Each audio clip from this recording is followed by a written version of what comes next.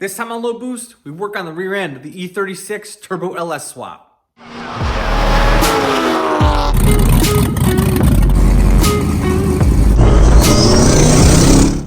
posted a picture of this on my Instagram asking people what they thought it was, so we're actually going to do a little unboxing now and we're going to find out what this is. Here we go.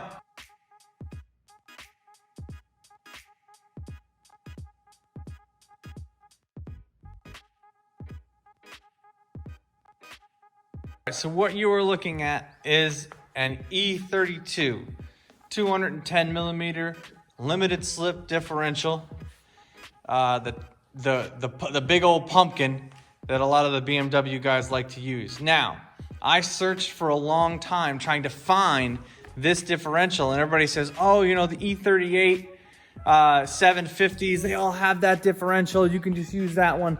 They do have a large case differential, but it's different from the one you really need. So the ones that come in the E38 do not have these bolts here that all the way around. They're just kind of a different kind of housing where there's no bolts there. So if you want a true 210 millimeter differential, you have to find one with 8 bolts all the way around the outside of it. And to make sure it's a limited slip, it's got to have a big S stamped on it too. So these are some telltale signs to really look when you're looking at differentials to see the difference. Now, if I bring you over to the 188, this also has bolts on it here, but there's only 6 of them. 1, 2, 3, 4, 5, 6. So that's how you know if it's a small case differential. I mean, other than looking at the size, but just by easily identifying it, 6 here. And then back over here, you have 8. So this thing should be able to handle 1,000 horsepower to the tire. We're not gonna get anywhere near that, but we know we can launch this thing really hard and not have to worry about this thing grenading. All right, so there's a couple easy ways to get the old bushings out of your subframe. I'm gonna do it the fun way. And that's by torching the crap out of it. So you basically just light it on fire. I'll light all 4 of them on fire and then just let them burn away. Then we can get started on finishing reinforcing this. We got to put the tabs on it for the brackets for the new differential.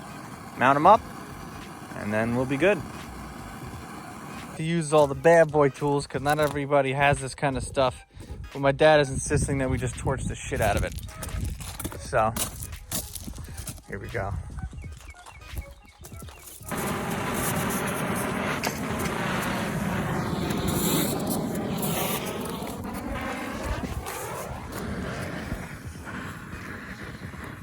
Off camera, because it was a bitch.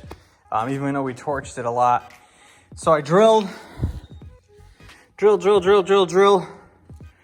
I got most of it out. Then I punched out the centerpiece here, dropped out, and then I was able to bend in these things and pop them out and push it out.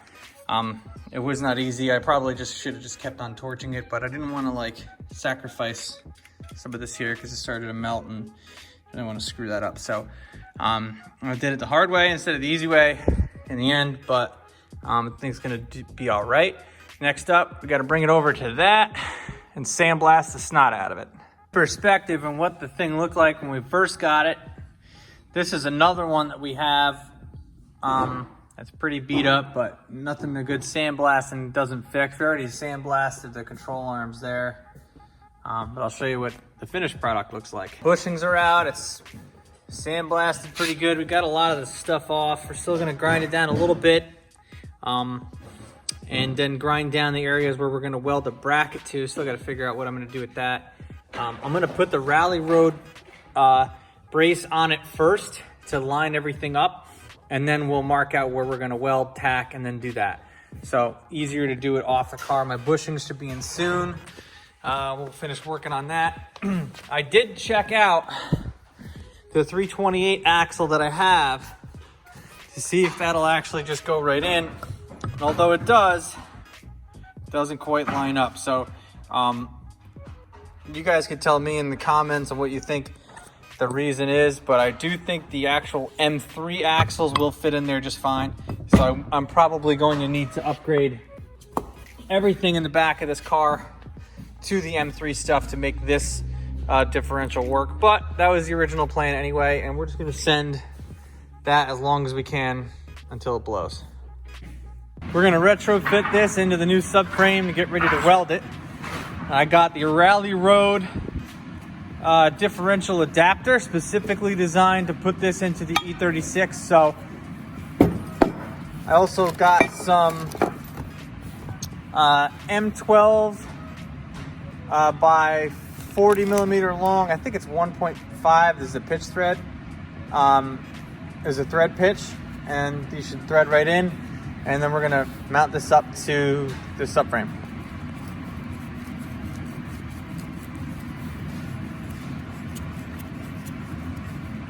All right, so we got that mounted up on there. With the E36 subframe, this has to come clean off, and then we weld that bracket there. So, bye-bye.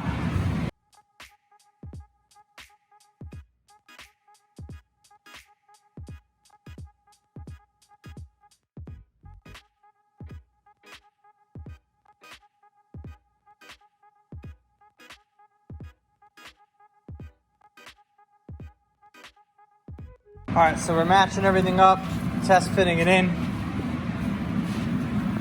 Cut this off, clean off, but we're gonna have to trim this around here too, because this bracket doesn't quite get over that. So we're gonna clean that up.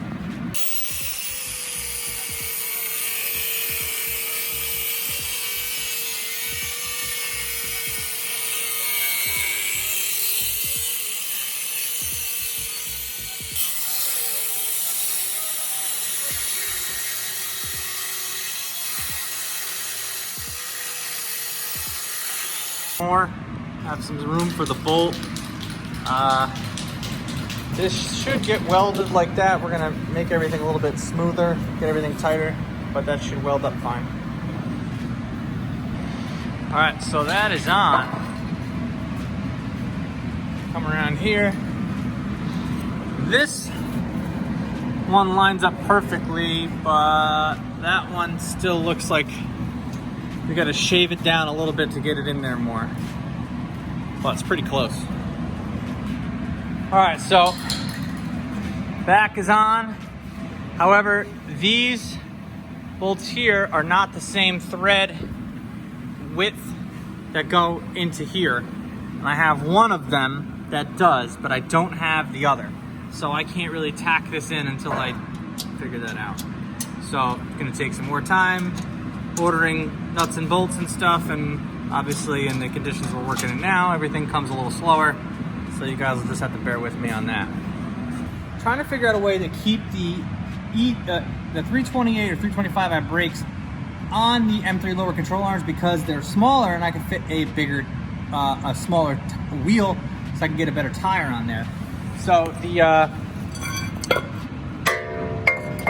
hubs look like they would match up, but they won't go on because the e-brake mounting bracket, I think that's what that is, sticks out too far, because on the 325s it'd be here, but on the M3 brakes they're here instead of there, so they rub. So there may be a way to do it, but I would lose the e-brake.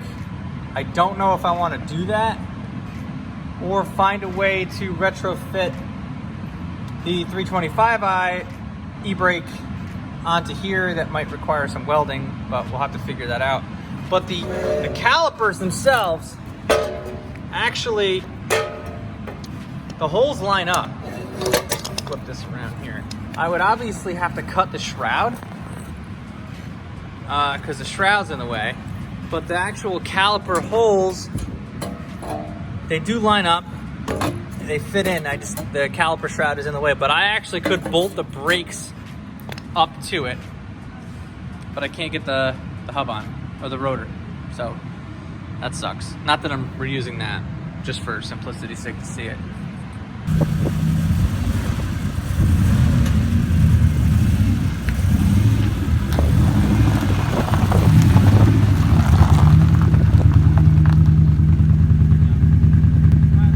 So I'm still waiting on some other bolts and stuff. I also got to get the bushings on there.